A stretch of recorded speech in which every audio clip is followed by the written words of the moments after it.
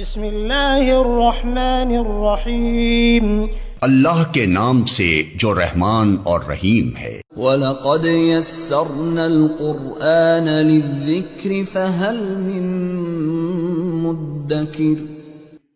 ہم نے اس قرآن کو نصیحت کے لیے آسان ذریعہ بنا دیا ہے، پھر کیا ہے کوئی نصیحت قبول کرنے والا؟ اعوذ باللہ من الشیطان الرجیم، بسم اللہ الرحمن الرحیم۔ سورۃ انزلناها وفرضناها وانزلنا فیہا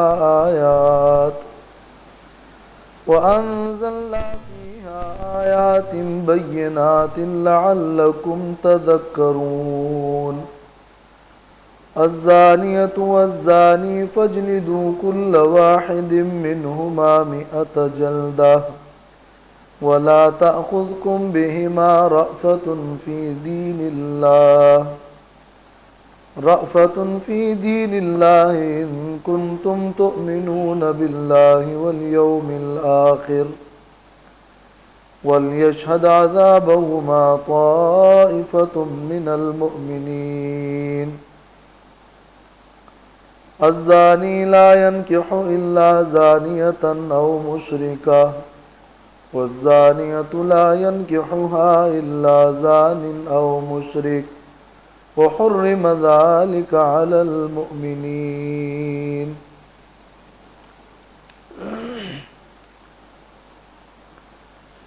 یہ قرآن مجید کی سورۃ النور ہے،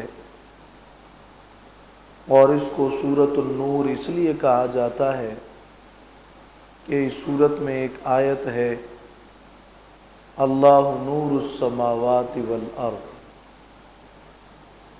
اور اس لیے بھی اس سورت کو سورۃ النور کہا جاتا ہے کہ اس سورت میں جو احکام ہیں ان احکام پر عمل کرنے کے نتیجے میں انسان کے دل میں معرفت کا نور پیدا ہوتا ہے۔ اس سے پہلے سورۃ الحج میں رد مشرکین تھا، اور پھر سورۃ المومنون میں اوصاف المومنین تھے، اور اب اس سورت میں منافقین کا ذکر ہے۔ یعنی سورت سابقہ میں مومنین اور مشرکین کے اوصاف کے درمیان تقابل کیا گیا ہے کہ ایمان والوں کے یہ اوصاف ہیں اور مشرکین کا یہ طور طریقہ ہے۔ اس صورت میں مومنین اور منافقین کے اوصاف کا تقابل ملتا ہے۔ بتایا گیا ہے کہ مومنین کا کردار یہ ہوگا اور یہ ہونا چاہیے، اور منافقین کا کردار یہ ہے، اور ان کے لیے اس پر بڑی سخت وعیدیں ہیں، ڈانٹ ہے۔ اسی طرح سورۃ المومنون میں فلاح اخروی کا بیان تھا کہ آخرت میں نجات کے لیے کیا ہونا چاہیے، اور ایمان والے اور کس قسم کے اوصاف کے حاملین آخرت کی کامیابی حاصل کر سکتے ہیں۔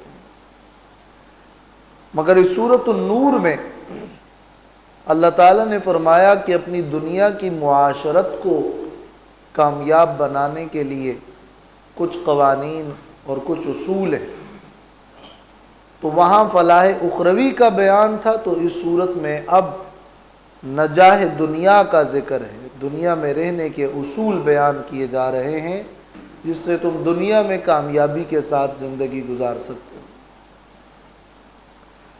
اس سے پہلے سورۃ المومنون کے آخر میں فرمایا تھا کہ افحسبتم انما خلقناکم عبثا وانکم الینا لا ترجعون، کیا تمہارا خیال یہ ہے کہ تمہیں بیکار پیدا کیا ہے اور تمہاری زندگی کا کوئی مقصد نہیں ہے؟ اس صورت میں اللہ تعالیٰ نے فرمایا کہ انسان اللہ کے احکام کا مکلف ہے، بیکار نہیں ہیں، بلکہ ان کی کچھ ذمہ داریاں ہیں، انہیں وہ ذمہ داریاں نبھانی ہیں۔ ان ذمہ داریوں کا اور ان احکامات کا اس صورت میں بیان ہے۔ سورۃ المومنون میں عقیدے کی اصلاح، تبارک و تعالی کا تذکرہ تھا۔ برکت والی ذات اللہ کی ہے، ہر چیز میں خیر و برکت اس اللہ کی پیدا کردہ ہے، اور اس اللہ کی شان بہت بلند ہے، اور مضمون توحید تھا، اصلاح العقیدہ۔ اور اب اس صورت میں معاشرے کی اصلاح کا بیان ہے، اور اس کے لیے اصول اور قوانین۔ اس سے پہلے سورۃ المومنون میں اللہ کی توحید اور اس کے پر دلائل کا، اور پھر دعوت دین اور دعوت توحید کے آداب کا ذکر تھا۔ تو اس صورت میں موحدین پر اور اللہ کے دین کی دعوت دینے والوں پر جو مطاعن ہے، جو طعن و تشنیع ہے، جو اعتراضات ہیں مخالفین کی جانب سے، اس کو دفع کرنے کا طریقہ بیان کیا جا رہا ہے، اور ان اسباب کو رد کیا جا رہا ہے جو مسلمانوں پر اور موحدین پر تہمت کا ذریعہ بن سکتے ہیں۔ اس طرح یہ سورۃ النور سورۃ المومنون سے کئی معانی اور مفاہیم کے اعتبار سے مربوط ہے۔ اس پورے بیان سے اس سورت کا جو مرکزی نقطہ ہے اور مرکزی خلاصہ ہے، وہ مختلف الفاظ میں گویا اس ربط میں بھی ہم نے بیان کر دیا۔ سورۃ النور میں کیا بیان ہو رہا ہے؟ سورۃ النور میں مومنین اور منافقین کے اوصاف کا تقابل ہو رہا ہے۔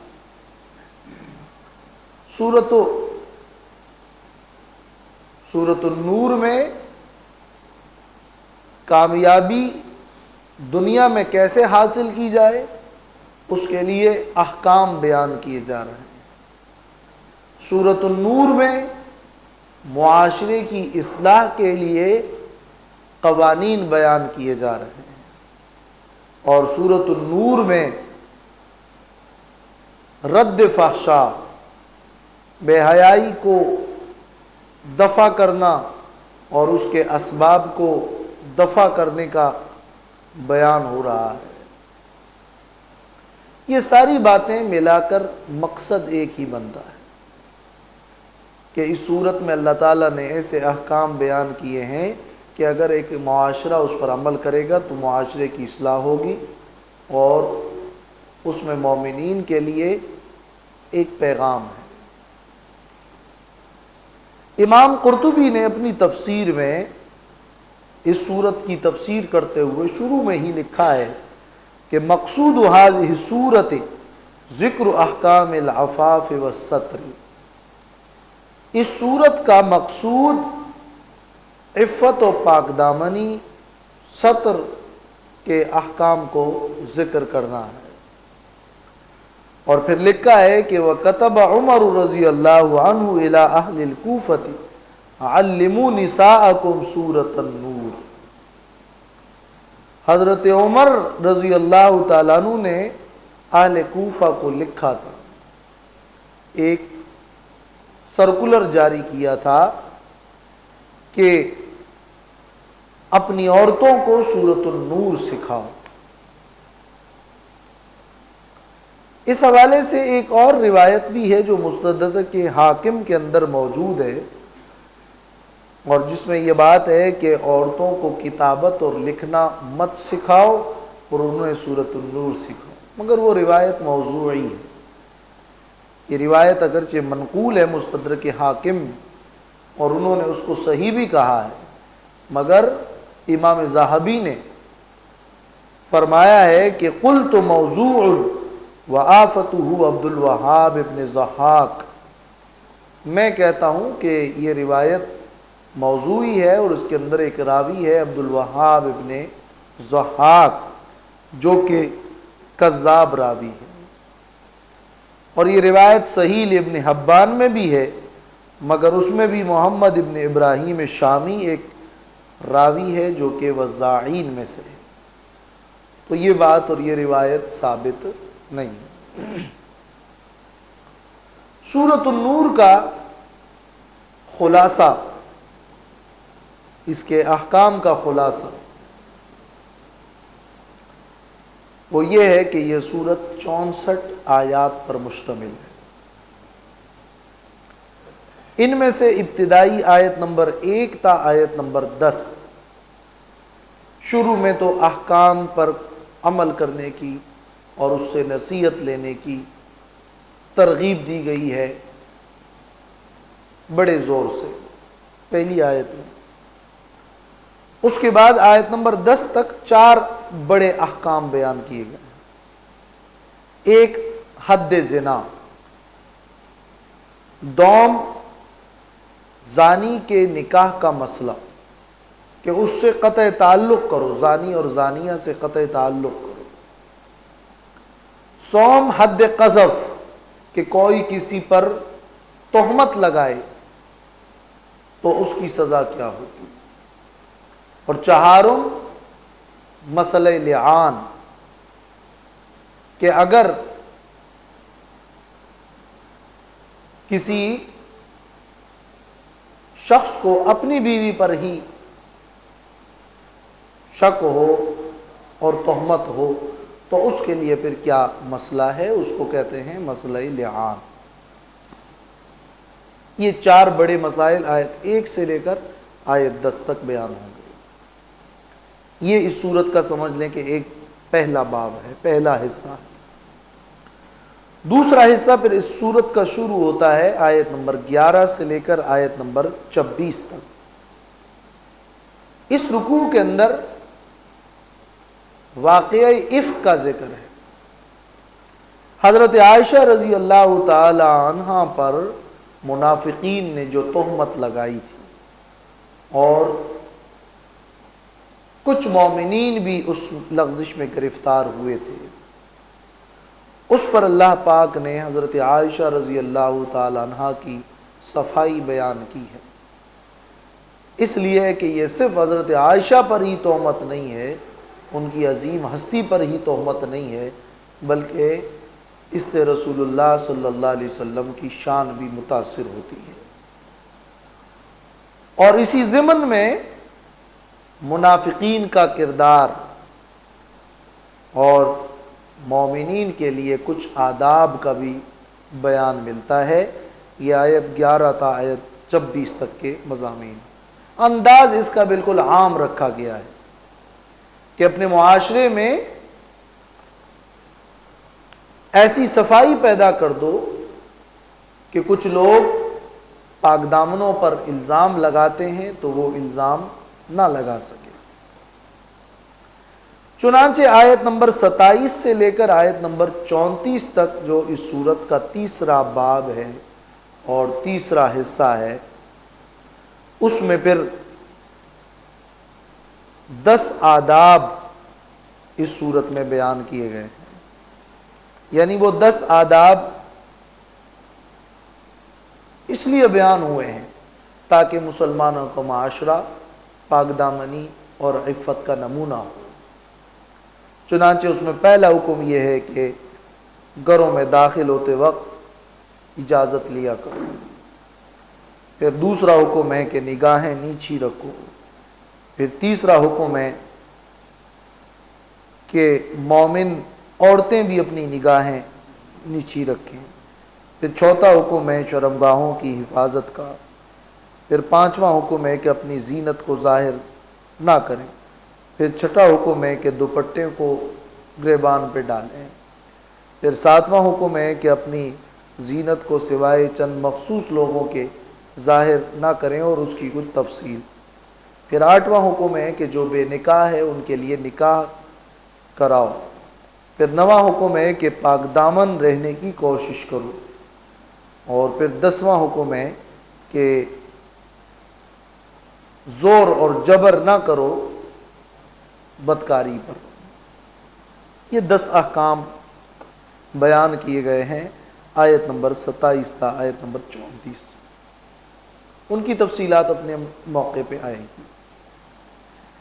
اس سورت کا چوتھا حصہ اور چوتھا باب کہہ لیں، آیت نمبر 35 سے آیت نمبر 40 تک، اس میں 3 مثالیں دی گئی ہیں۔ ایک مثال موحد کے لیے توحید کی مثال، اور 2 مثالیں کافر اور مشرک کی، اہل النور اور اہل ظلمات، دونوں کا بیان 3 مثالوں کے ذریعے سے ہوا ہے، آیت 35 تا آیت نمبر 40۔ پھر اس سورت کا جو 5واں حصہ ہے وہ آیت نمبر 41 سے آیت نمبر 46 ہے۔ اس میں عقلی دلائل دیے گئے ہیں اللہ کی توحید کے، تاکہ تمہیں نور حاصل ہو جائے اور تاکہ ظلمات سے تمہاری حفاظت ہو جائے۔ اس کے لیے زمین و آسمان اور پرندوں اور بادلوں اور لیل و نہار اور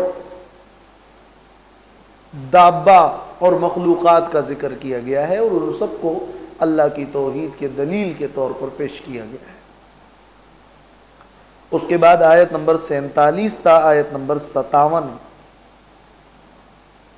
میں مومنین اور منافقین کے اوصاف کا تقابل کیا گیا ہے، اور یہ تقابل جو ہوا ہے وہ اس میں مقصد یہ ہے کہ یعنی منافقین رسول اللہ صلی اللہ علیہ وسلم کی اطاعت نہیں کرتے اور مومنین اطاعت کاملہ کے پیروکار ہیں، اور اس کا مقصد یہ ہے کہ خلافت اور اجرائے احکام ہو جائیں، جو احکام بیان ہوئے ہیں وہ احکام جاری اور نافذ ہو جائیں۔ اس لیے اس ذمت میں اطاعت کا اور خلافت کا بھی آپ کو تذکرہ ملے گا۔ پھر آیت نمبر 58 تا آیت نمبر 64 یعنی سورت کے بالکل آخر تک، یہ اس سورت کا 7واں باب ہے اور 7واں حصہ ہے، جس میں عفت و محبت پیدا کرنے کے لیے اور امن کے لیے، جو کہ خلافت کا مقصود ہے، اس کے لیے 3 قوانین بیان کیے گئے تاکہ معاشرے میں کسی قسم کا حرج نہ ہو۔ چنانچہ مسئلہ استیزان، اجازت مانگنے کا، اور بوڑھی عورتوں کے لیے رعایت، اور پھر گھروں میں داخلے اور اس کے لیے احکامات، یہ آخری 3 احکامات و قوانین برائے دفع حرج اور برائے عفت و محبت یہ آخری صورت میں موجود ہے۔ اس طرح اس صورت میں گویا ہم نے اپنے جو خلاصے کی ترتیب رکھی ہے، اس میں ہم نے اس صورت کو 7 بڑے حصوں میں تقسیم کیا ہے۔ ان میں سے پہلے حصے میں گویا 4 بڑے احکام، دوسرے حصے میں واقع عفت، تیسرے حصے میں 10 آداب، چوتھے حصے میں 3 مثالیں، 5ویں حصے میں دلائل عقلیہ، چھٹے حصے میں مومنین اور منافقین کے اوصاف کا تقابل، اور 7ویں حصے میں 3 قوانین۔ یہ اس سورۃ النور کے احکام کا، قوانین کا خلاصہ ہے۔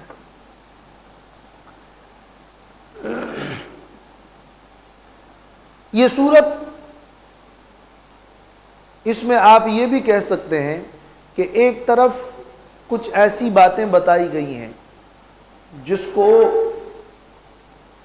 معاشرے میں نہیں ہونا چاہیے، اور کچھ ایسی باتیں اور ایسے اوصاف بیان کیے گئے ہیں جس سے معاشرے کو مزین ہونا چاہیے۔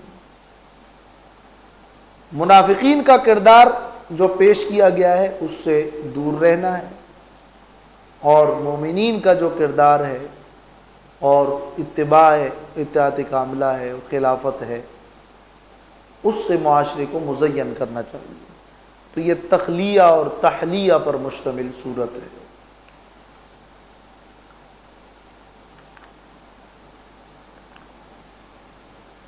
اس صورت کی اہمیت اس کی پہلی آیت سے بڑی واضح ہے۔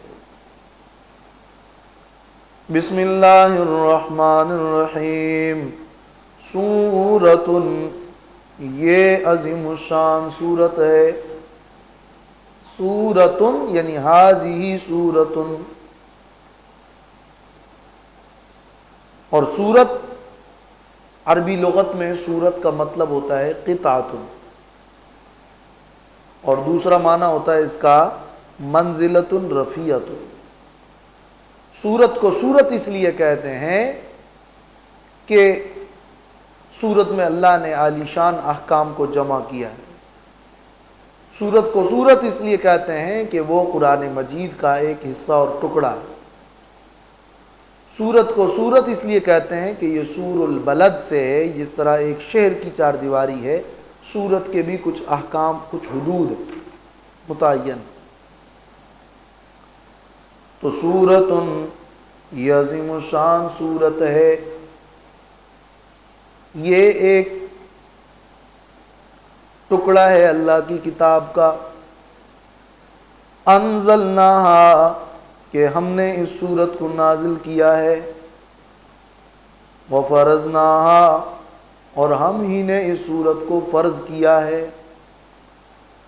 وانزلنا فیہا آیات بینات اور ہم نے اتارا ہے اس سورت میں آیتوں کو جو واضح ہے، لعلکم تذکرون تاکہ تم نصیحت حاصل کر لو۔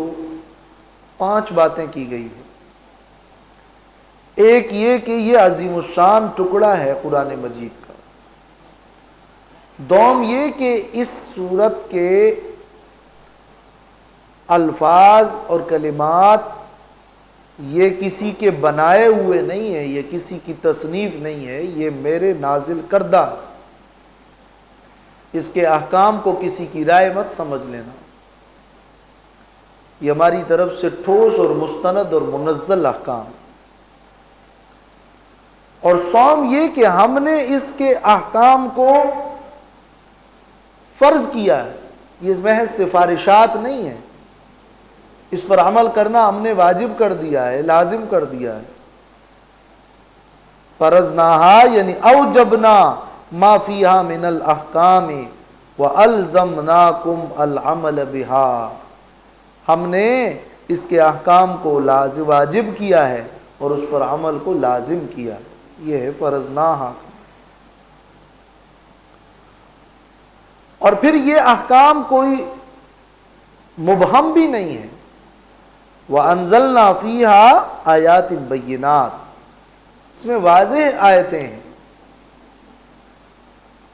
اور 5ویں بات یہ ہے کہ لعلکم تذکرون، یہ اس لیے ہے تاکہ تم ان احکام کو لے کر اس سے نصیحت لو، تذکر حاصل کرو اور پھر اس پر عمل کرو۔ تذکر یہی ہے کہ اس پر عمل کرو۔ تو مقدمہ ہی اتنا پرزور ہے۔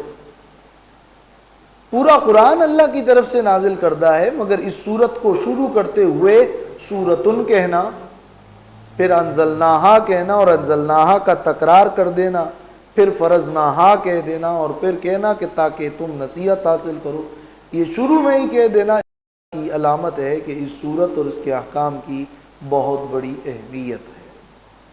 تو متوجہ کیا گیا ہے کہ اس پر تم عمل کرو۔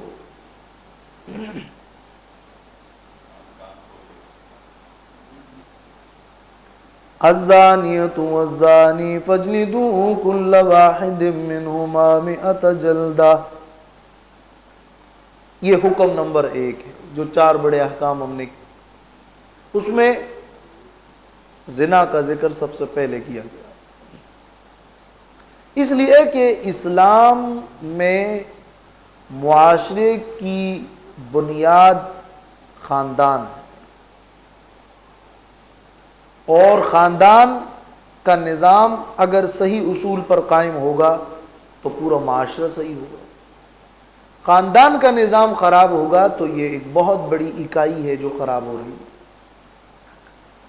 اور خاندان کا نظام اور نسب کا نظام اور نسل کا نظام وہ زنا سے خراب ہوتا ہے۔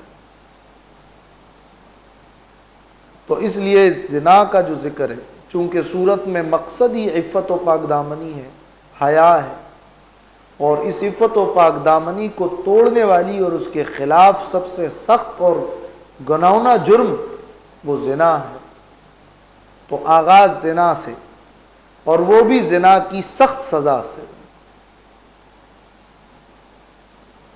الزانیۃ والزانی، زنا کرنے والی عورت اور زنا کرنے والا مرد، فجلدوا کل واحد منہما، مارو ان کو کوڑے، ہر ایک کو ان میں سے 100 جلدہ، 100 کوڑے، 100 درے مارو۔ وَلَا تَأْخُذْكُمْ بِهِمَا رَأْفَةٌ فِي دِينِ اللَّهِ، اور نہ آئے تمہیں ان دونوں پر ترس اللہ کے حکم کے جاری کرنے میں، فی دین اللہ یعنی فی حکم اللہ، دین کا مطلب یہاں ہے حکم اور قانون۔ ما کان لیأخذ اخاہ فی دین الملک، جس طرح سورہ یوسف میں نہیں تھا اس کے لیے ممکن کہ وہ اپنے بھائی کو بادشاہ کے قانون میں گھیر لیتا، بادشاہ کے قانون میں، فی دین الملک، تو فی دین اللہ فی حکم اللہ، اللہ کے احکام کے اجرا میں تمہیں نرمی نہیں کرنی، ترس نہیں کھانا، اس لیے کہ اللہ تم سے زیادہ علم والا ہے، اور اللہ اپنے بندوں پر رحیم اور شفیق اور مہربان۔ اس حکم پر عمل کر لو سختی کے ساتھ۔ ان کنتم تؤمنون باللہ والیوم الآخر، اگر تم ایمان لاتے ہو اللہ پر اور یوم آخرت پر، تو اس کا تقاضا یہ ہے کہ اللہ کے حکم پر عمل کر لو۔ اس کو کہتے ہیں تحزیز، تیزی دکھانا، جیسے کوئی کسی سے کہتا ہے کہ فلاں کام کرو، ان کنت رجلا، اگر تم آدمی ہو، تمہاری رجولیت کا تقاضا یہ ہے کہ تم یہ کام کرو، تمہارے ایمان کا تقاضا یہ ہے کہ تم اس حکم پر عمل کرو۔ وَلْيَشْهَدْ عَذَابَهُمَا طَائِفَةٌ مِّنَ الْمُؤْمِنِينَ، اور چاہیے کہ حاضر ہو ان دونوں کی سزا کے وقت، ان دونوں کے سزا کے پاس ایمان والوں کا ایک گروہ، ایک جماعت، کچھ لوگ، تاکہ وہ اس کو کا معائنہ کریں۔ فائدہ یہ ہوگا کہ پھر لوگ اس سے عبرت لیں گے، اور مجرم کی سزا اور بڑھ جائے گی کہ رسوائی ہوگی، اور اگر کسی کے دل میں ان پر رحم آئے تو وہ ان کے لیے مغفرت کی دعا کر لیں گے۔ اس لیے مومنین کے ایک گروہ کو بھی حاضر رکھو۔ یہ جو حکم ہے کہ فجلدوا کل واحد منہما 100 جلدہ، یہ حکم در حقیقت حکمرانوں سے ہے۔ ظاہر ہے کہ ہر کوئی قانون جاری تو نہیں کر سکتا، اور یہ اختیار شریعت نے عوام کو نہیں دیا ہے کہ وہ ایک دوسرے پر قوانین لاگو کرتے رہیں، اس سے تو فساد پھیلے گا۔ مگر یہاں جو انداز بیان ہے فجلدو، وہ تو تمام ہی ایمان والوں کے لیے ہے، اور ایمان والوں میں سے ہر ایک فرد اٹھ کر اس حد کو جاری تو نہیں کر سکتا، یہ تو اجماعی اور اتفاقی بات ہے۔ تو لازماً اس کا مطلب یہ ہوا کہ ایمان والوں سے مطالبہ کیا جا رہا ہے کہ تم ایک ایسا نظام قائم کرو جس میں اللہ کے ان احکام کا اجرا ہو۔ یہ خود بخود فجلدوا کل واحد منہما سے ثابت۔ ایمان والو تم زانی اور زانیہ کو کوڑے لگاؤ، تو خود تو کوڑے لگا نہیں سکتے ہو، اور ایمان والو کوڑے لگاؤ۔ اور یہاں تو یہ تصریح نہیں ملتی، لیکن سورۃ البقرہ میں یا ایھا الذین آمنوا کتب علیکم القصاص، وہاں تو یا ایھا الذین آمنوا ہے۔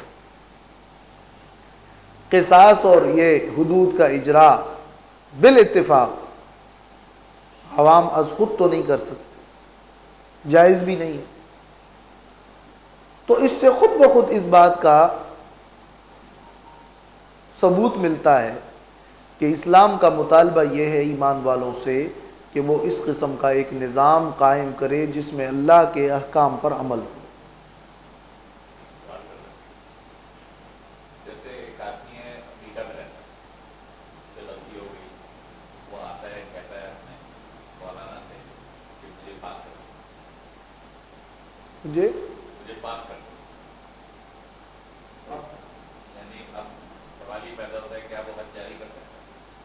نہیں کر سکتا، اس لیے کہ احکام جاری کرنا یہ حکمران وقت کا کام ہے، حاکم وقت کا کام ہے۔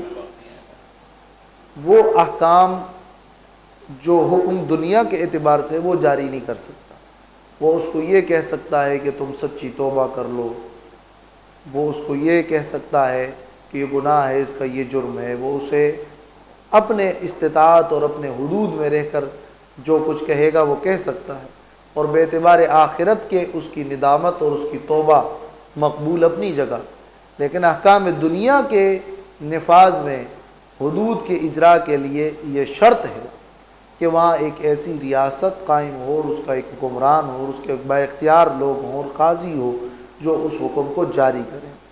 اس لیے تو کہا جاتا ہے کہ یہ اسلامی احکامات پر عمل کرنے کے لیے ایک اسلامی ریاست کا قیام ضروری ہے، ورنہ اسلام کے وہ بہت سارے احکام جو کہ قرآن مجید میں بیان ہوئے ہیں وہ معطل رہیں گے۔ اس پر عمل کرنے کے لیے ضروری ہے کہ ایک ایسا نظام پیدا کیا جائے۔ انفرادی زندگی کے اندر انفرادی احکام تو مسلمان اس پر عمل کر سکیں گے، لیکن اسلام کے جو اجتماعی احکام ہیں، معاشرت ہے، عدالتی نظام ہے، قانون کا نظام ہے اور اجتماعی معیشت ہے، اجتماعی زکوٰۃ ہے، ان تمام احکام میں اسلام پر عمل کرنے کے لیے کہ اسلامی ریاست کا ہونا ضروری ہے۔ اس لیے مسلمانوں کی یہ خواہش، یہ کوشش اور اس کے لیے منظم ہونا تاکہ ہم پر اللہ تعالیٰ کے احکام لاگو اور نافذ ہوں اور ان قوانین کا اجرا ہو جو قوانین ہمیں اسلام اور شریعت نے دیے ہیں، اور یہ نظریہ اور یہ سوچ کہ وہی قانون اور وہی اصول صحیح اور درست ہے جو اللہ اور رسول صلی اللہ علیہ وسلم کی طرف سے مقرر ہوا ہے، وہ اس کے علاوہ جو قوانین ہیں وہ غلط ہے۔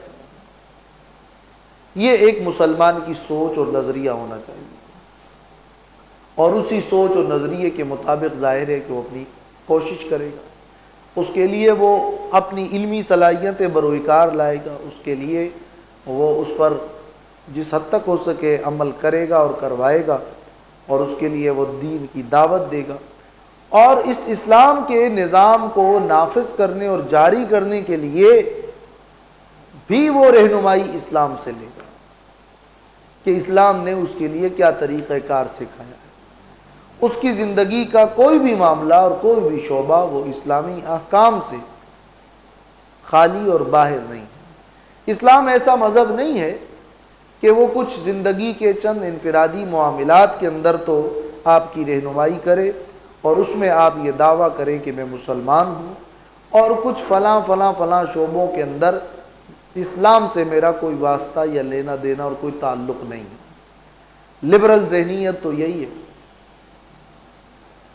کہ یہ فلاں معاملہ ہمارا مذہب کا ہے اور اس میں مذہب سے رہنمائی لے لو، اور فلاں معاملات اس میں مذہب کا کوئی لینا دینا نہیں۔ یہی تو وہ نظریاتی خرابی ہے جس کی وجہ سے ہم غیر اسلامی ہیں، جس کی وجہ سے ہم غیر اسلامی بنتے چلے جا رہے ہیں۔ اسلام یہ کہ ان الدین عند اللہ الاسلام، اللہ کے نزدیک پسندیدہ طریقہ زندگی اسلام ہے اور بس اسلام۔ ہماری چاہے عبادات ہوں وہ بھی اسلامی، ہماری معیشت اور معاشی نظام ہو وہ بھی اسلامی، ہمارا عدالتی نظام ہو وہ بھی اسلامی، ہمارا سیاسی نظام ہو، معاشرتی نظام ہو، ازدواجی اور عائلی زندگی ہو، سب میں ہم اسلام ہی کے قائل ہیں اور اسلام ہی کو پسند کرتے ہیں اور اسلام ہی کو چاہتے ہیں۔ غیر اسلامی تصور، غیر اسلامی نظریہ زندگی کے کسی شعبے میں بھی ہمیں قبول اور منظور نہیں ہے۔ یہ سوچ مسلمانوں کی ہے،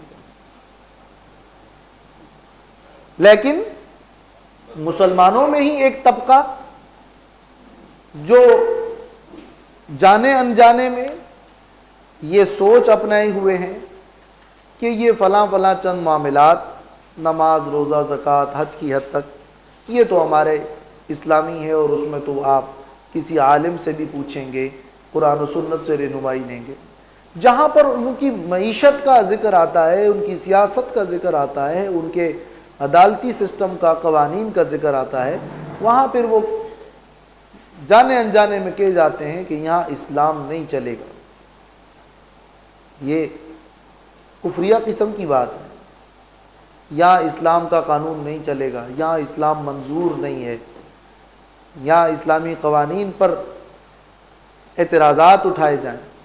یہ بات ذہن نشین کر لینی چاہیے کہ انسان کا علم بڑا محدود ہے، انسان کے قوانین اس کے اپنے بنائے ہوئے اور وضعی پیدا کردہ ہے، اور انسان کا علم محدود ہے اور نتائج و اثرات سے بے خبر ہے، اور وہ تو اپنے ہی رجحانات کے حساب سے سوچتا ہے، اس میں اپنی خاندان کی، مفاد کی، خواہشات کی ترجیحات ہوتی ہیں، علاقائی ترجیحات ہوتی ہیں، اور اسی ترجیحات کی بنیاد پر وہ قوانین طے کرتا ہے اور بناتا ہے، اور انسانی قوانین کے اندر ضرور غلطی ہوتی ہے۔ اس لیے قانون بنانے کا اختیار حقیقت میں اس ذات کو ہے جو خواہشات سے، شبہات سے پاک ہے، جس کا علم کامل اور مکمل ہے، اور جو پوری دنیا کا خالق ہے، کائنات کا خالق ہے، اور وہ اللہ رب العالمین ہے۔ اسلامی قانون اور غیر اسلامی قانون میں ایک سب سے بڑا امتیاز یہ ہے کہ اسلامی قانون میں عدل ہے، وہ کالے اور گورے سب کے لیے اور تمام تر دنیا کے مسلمانوں کے لیے اور ہر علاقے والوں کے لیے موضوع قانون ہے۔ اس کی بنیاد کسی خواہش پر، کسی مفاد پر، کسی علاقے پر اور کچھ ترجیحات پر نہیں رکھی گئی ہے، اور وہ یقیناً صحیح قانون ہے۔ اس لیے یہ بات بطور اصول سمجھ لینا چاہیے کہ جب یہ بات طے ہو جائے کہ اللہ کی کتاب میں یا رسول اللہ صلی اللہ علیہ وسلم کی سنت متواترہ میں اجماعی طور پر امت کے پورے تعامل سے ثابت ہے ایک قانون قرآن و سنت کا، ایک مسئلہ قرآن و سنت کا، تو اس مسئلے کو اپنے ذاتی تجزیوں اور تبصروں کی نظر نہیں کرنا چاہیے، اس لیے کہ ان مسائل میں مسلمانوں کا عقیدہ یہ ہے کہ یہ اللہ کی طرف سے منزل مسئلہ ہے، تو چاہے سارے لوگ مل کر اور تمام ہی ماہرین اور مبصرین بیٹھ کر کہہ لیں کہ یہ قانون عقل کے خلاف ہے اور اس میں یہ نقصان ہے اور اس میں وہ نقصان ہے، تب بھی وہ اللہ کا وہ منزل قانون، وہ اجماعی قانون، وہ منصوص قانون نہ تبدیل ہو سکتا ہے، نہ اس میں کسی کو بد اختیار حاصل ہے۔ اور مسلمانوں کی سوچ کچھ قوانین میں، کچھ اصول اور ضوابط میں اور منصوص احکام میں یہ ہے کہ ان مسائل میں چونکہ یہ ہمارے بنائے ہوئے اصول اور قانون اور احکام نہیں ہے، اس میں ہم کوئی دوسری بات سن نہیں سکتے۔ اگر ہم کسی دوسری رائے کو بھی اہمیت دیں گے اور اس رائے کو ٹکرائیں گے تو یہ ہمارے اسلامی نقطہ نظر کے خلاف ہے، یہ ہمارے مسلمان ہونے اور ایمان بالغیب کے خلاف ہے۔ اس قسم کے قوانین میں ہم عقلی طور پر اس کی توجیحات پیش کریں گے، بیان کریں گے، لوگوں کو مصلحانہ اور حکیمانہ انداز میں بھی سمجھائیں گے ضرور، لیکن اگر بات سمجھ میں نہیں بھی آتی، لیکن اگر لوگوں کے اعتراضات بڑے معقولی کیوں نہ آ جائے، لیکن ہم تو منقولی لوگ ہوں گے، ہم تو نقل اور قرآن و سنت سے اگر ایک چیز ثابت ہے اور اگر وہ اجماعی ہے تو اس کے بعد پھر اس میں عقلی اعتراضات کی وہ اہمیت نہیں رہتی۔ دنیاوی اصول اور تدابیر اور قوانین اور اجتہادی اور اختلافی مسائل میں تو بحث کی جا سکتی ہے، اس میں تو عقلی سوال اٹھایا بھی جا سکتا ہے، مگر خاص منقول اور منصوص اور اجماعی مسائل کے اندر بحث کرنا فضول ہے، اس سے کوئی مسئلہ اسلامی چینج نہیں ہوگا۔ بہت سے مبصرین اور تجزیہ نگار اس چیز کا لحاظ نہیں کرتے، وہ تو کسی بھی اگر اسلامی قانون ہے، طے شدہ اصول ہے، معلوم بات ہے، امت کا ایک تعامل ہے، تمام ہی اہل علم متفق ہے، تب بھی وہ اس پہ شبہات نکالنے کی کوشش کرتے ہیں اور اس پر عقلی طور پر اعتراضات کرتے رہتے ہیں۔ اگر یہی رویہ اور معاملہ اسلامی احکامات کے ساتھ ہونے لگا تو پھر کوئی اسلامی منصوص حکم اور اجماعی حکم بچے گا نہیں، پھر سب پر اسی قسم کے اعتراضات اٹھیں گے۔ ہمارا تو عقیدہ یہ ہے، اس لیے اس صورت کو بیان کرنے سے پہلے ہی اللہ نے فرمایا سورۃ انزلناہا وفرضناہا، کہ کسی کا بیان کردہ اور تصنیف کردہ اصول و قانون نہیں ہے، ہم نے اس کو نازل کیا ہے اور ہم نے ان احکام کو فرض کیا۔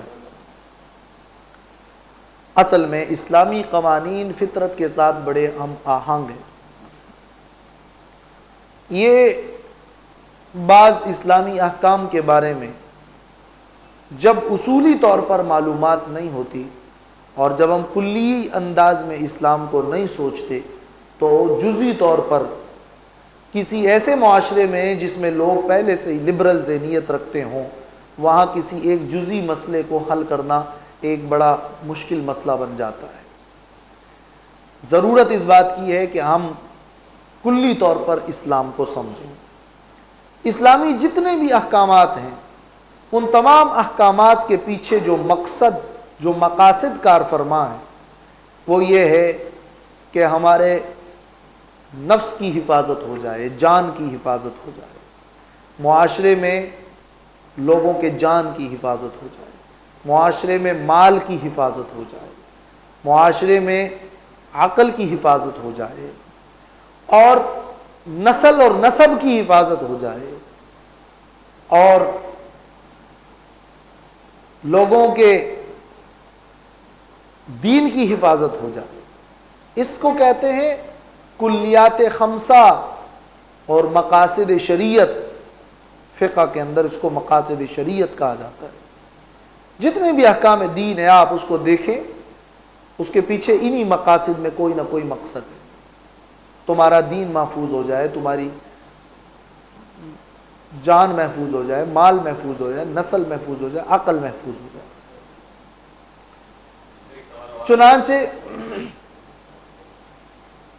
چنانچہ یہ جو احکامات شریعہ ہے جتنے بھی، اس میں جب یہ مقاصدی کار فرما ہے تو اسلام ان پانچوں نگاہوں سے دیکھتا ہے اور سوچتا ہے، اور اسی کے مطابق اسلام نے احکامات دیے ہیں۔ ہم لوگ زیادہ سے زیادہ جان اور مال کی حفاظت کے بارے میں بہت سوچتے ہیں، عقل کی حفاظت کے بارے میں کم سوچتے ہیں، اور نسل اور نسب کی حفاظت پر نگاہ مغربی تہذیب کی نہیں جاتی۔ عقل اور نسل اور دین کی حفاظت، اس کو بھی اسلام نے بہت بڑی ویلیو دی ہے۔ ہم صرف جان و مال کی حفاظت کو بڑی ویلیو دیتے ہیں۔ اس لیے اسلام نے اگرچہ اپنا، چونکہ اسلام اور اس کے قوانین فطرت کے عین مطابق ہیں، اس لیے فطری تقاضا انسانیت کا یہ ہے کہ بسا اوقات بعض احکام کو جاری کرنے کے لیے کوئی اسٹرکٹ قدم اٹھانا پڑتا ہے۔ اگر وہ آپ نہیں اٹھائیں گے اور اس میں نرمی برتیں گے تو آپ کی جو سرحدیں ہیں اور اسلام کے جو اصول و قوانین ہے اس پر پھر عمل نہیں ہو پائے گا۔ تو عموماً مزاج اسلام کیا ہے؟ حسن سلوک کا، ہمدردی کا، نرمی کا، اچھائی کا۔ لیکن کچھ احکامات اسلام میں آپ کو وہ ملیں گے جو یکدم سے اسٹرکٹ اور سخت ہوں گے، اس لیے کہ انسان کی فطرت ہے کہ اگر آپ ہر معاملے میں بالکل نرمی ہی کی بات کریں گے تو پھر آپ کی سرحدیں محفوظ نہیں رہیں گی۔ چنانچہ اسلام میں اسی وجہ سے جہاد اور حدود کے کچھ قوانین موجود ہیں جو نہایت سٹرکٹ اور سخت ہیں۔ ان پانچوں کی حفاظت کے لیے آپ دیکھتے ہیں کہ جان کی حفاظت کے لیے اسلام نے قانون دیا ہے قصاص کا۔ کسی نے قتل کیا، قاتل کو پکڑ کر قصاص کر دو، سخت قدم اٹھاؤ، یا دیت، یہ تاکہ جان کی حفاظت ہو۔ کوئی ڈاکہ کرے، چوری کرے، ہاتھ کاٹ دو، سولی پر لٹکا دو، تو ڈاکو اور چور کی سزا بیان کر دی، انتہائی سخت قرآن میں ذکر ہے، تاکہ تمہارے مال کی حفاظت ہو جائے۔ اور جو شراب پیے گا اس کو کوڑے لگاؤ تاکہ تمہاری عقل کی حفاظت ہو جائے۔ اور جو زنا کرے گا اس کو کوڑے لگاؤ، اور باوجود یہ کہ شادی شدہ ہو سنسار کرو، تاکہ تمہارے نسل اور تمہارے نسب کی حفاظت ہو جائے، تمہارے عفت و عزت کی حفاظت ہو جائے۔ اور اگر کوئی مرتد ہوگا یا رسول اللہ صلی اللہ علیہ وسلم کی شان میں گستاخی کرے گا، اس کو قتل کر دو، تاکہ تمہارے دین کی حفاظت ہو جائے۔ یہ حدود 4، 5، 7 یہ جو سخت قسم کے احکام، اسلام میں ایک اصطلاح حد کی ہے، ایک تعزیر کی ہے۔ حدود کا مطلب یہ کہ اللہ تعالیٰ کی طرف سے بیان کردہ وہ سزا جو قاضی کے اختیار میں بھی نہیں ہے کہ اس کو بدل دیں، اور تعزیر ایسی سزا ہوتی ہے جس میں قاضی کی ثوابدید کو عمل دخل ہوتا ہے۔ تعزیر کا دائرہ بڑا وسیع ہے، حدود کا دائرہ محدود ہے، حدود کا دائرہ محدود ہے۔ ان احکام کو انتہائی سختی کے ساتھ جو اسلام نے کہا ہے، اور یہاں بھی اللہ نے فرمایا ہے کہ وَلَا تَأْخُذْكُمْ بِهِمَا رَأْفَةٌ فِي دِينِ اللَّهِ، یہ اس لیے نہیں کہ جب اسلام کا نظام آئے گا تو لوگوں نے اس کو بو بلا بنا دیا کہ لوگوں کی گردنیں کٹیں گی، ہاتھ کٹیں گے، یہ ہوگا وہ ہوگا۔ اسلام اپنے احکام کو جاری کرنے کے لیے یکدم سے آ کر گلے کٹوانا اور ہاتھ کٹوانے کی بات نہیں کرتا۔ اسلام نے پوری سورہ نور میں آگے ایسے احکام بیان کیے ہیں کہ جب اسلام نے یہ کہا ہے کہ نکاح کرو، نکاح کو سادہ بناؤ، 4 تک اجازت دے دی، وَأَنْكِحُوا الْأَيَامَ، پاک دامنی رکھو، فحشاء سے بچو، فحش چیزوں سے بچو، پردے میں رہو، عورتیں گھروں میں رہیں۔ ایسے احکام اسلام نے دیے ہیں کہ جس میں پھر زنا اور بدکاری کرنا مشکل ترین ہو جائے گا۔ باوجود اس ایک پاک معاشرے میں پھر بھی کوئی فساد کرے گا تو اور زنا کرے گا تو پھر ہر کوئی کہے گا کہ اس کو اس قسم کی سزا دینا بالکل مناسب اور موزوں ہے۔ اور اس کا مطلب یہ نہیں ہے کہ اسلامی معاشرے کے اندر پھر یہ سزائیں ہوتی رہے گی، بلکہ اس کا مطلب یہ ہے کہ یہ سزا ایک آدھ چند دفعہ جب جاری ہوگی تو پورے معاشرے کے اندر پھر اس کی نوبت نہیں آئے گی۔ اگر قاتلوں میں سے کسی 1، 2 چند قاتلوں کو گرفتار کر کے سخت سزا دی جائے تو یہ چند 1 آدھ بار کی کل عام سزا ہوگی، اس کے بعد پھر آپ معاشرے میں دیکھیں گے کہ قتل کے واقعات رک جائیں گے۔ وَلَكُمْ فِي الْقِصَاصِ حَيَاةٌ يَا أُولِي الْأَلْبَابِ، آپ زانی کو زانیہ کو سزا دیں گے ایک دفعہ تو یہ 1 آدھ بار کی سزا ہوگی، مگر اس کا یہ مطلب نہیں ہے کہ روزانہ یہ سزائیں جاری ہوگی، بلکہ اس کا مطلب یہ کہ معاشرے میں پھر یہ نوبت نہیں آئے گی، پھر آپ کو ایسے واقعات نہیں ملیں گے۔ اور اس پر تاریخ گواہ ہے اور عالم گواہ ہے کہ جہاں جہاں ان معاملات میں یہ سختی رکھی گئی ہے اور اسلامی قوانین اور حدود کو جاری کیا گیا ہے، وہاں پھر یہ چوری ڈاکے اور یہ قتل، یہ واردات، یہ چیزیں پھر نہیں ہوتی۔ جب تک اسلام کے ان احکام پر اسٹرکٹلی عمل نہیں کیا جائے گا سختی کے ساتھ، الٹا قاتلوں کی سرپرستی کی جائے گی، الٹا جو ہے چور ڈاکوں کی سرپرستی کی جائے گی، الٹا زانی اور زانیہ کو پتہ ہے میں تو آسانی سے مجھے خلاصی مل جائے گی، تو یہ واقعات پھر اس کی رفتار میں تیزی آئے گی اور یہ ختم نہیں ہوں گے۔ اسلام میں خوف آخرت کے ذریعے سے، ان واقعات کی برائیوں کو پھیلانے کے ذریعے سے، ذرائع ابلاغ میں لوگوں کے ذہنوں کے اندر دین کی محبت ڈالنے کے ذریعے سے، پھر مسجدوں کے ساتھ اور نمازوں اور عبادات کے ساتھ جوڑنے کے ذریعے سے، ذکر و اذکار اور صحبت صالحی کے ذریعے سے معاشرے میں وہ پاک دامنی والا ماحول اسلام پیدا کرنا چاہتا ہے جس کے اندر پھر یہ گناہ کرنا مشکل ہو جائے گا۔ اسلام نے صرف ان حدود کے نفاذ کا حکم نہیں دیا، یہ تو آخری قدم ہے۔ لوگ آخری قدم پہ آ کر اسلام سے سوال بھی کرتے ہیں اور اس کو مشکل حالات میں پیش کرتے ہیں۔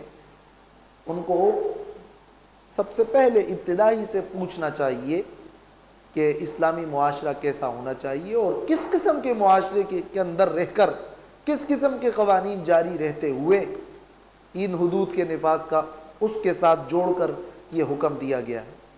اسلام چاہتا ہے پہلے آپ معاشرہ بنائیں ایسے کہ وہاں لوگوں کے لیے نیکی کرنا آسان ہو اور گناہ کرنا مشکل ہو۔ اس کے بعد بھی پھر کوئی ایک فاسد عنصر آ کر گناہ کرتا ہے اور جرم کرتا ہے اور وہ باقی معاشرے کو خراب کرتا ہے تو سختی سے اس سے نمٹو، اس کے نتیجے میں آپ کا پورا معاشرہ پاک رہے گا۔ اس لیے یہ جو فرمایا گیا ہے کہ وَلَا تَأْخُذْكُمْ بِهِمَا رَأْفَةٌ فِي دِينِ اللَّهِ، اور یہ جو اسلام کے حدود کے احکام ہیں یہ پورے معاشرے کی پاکیزگی ہے۔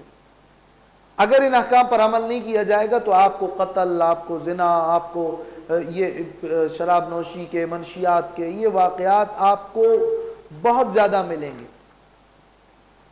اور اس کے نتیجے میں گویا زیادہ قتل ہو رہے ہیں، زیادہ نقصانات ہو رہے ہیں۔ اور ان حدود کا نفاذ ہوگا تو یہ ہلکا سا نفاذ ہوگا لیکن یہ جرائم ختم ہوتے جائیں گے۔ تو اللہ تعالیٰ علیم بکل شیء ہے، اور یہ اللہ کا حکم ہے اور اللہ کے احکام کی بہت بڑی برکت ہوتی ہے، اور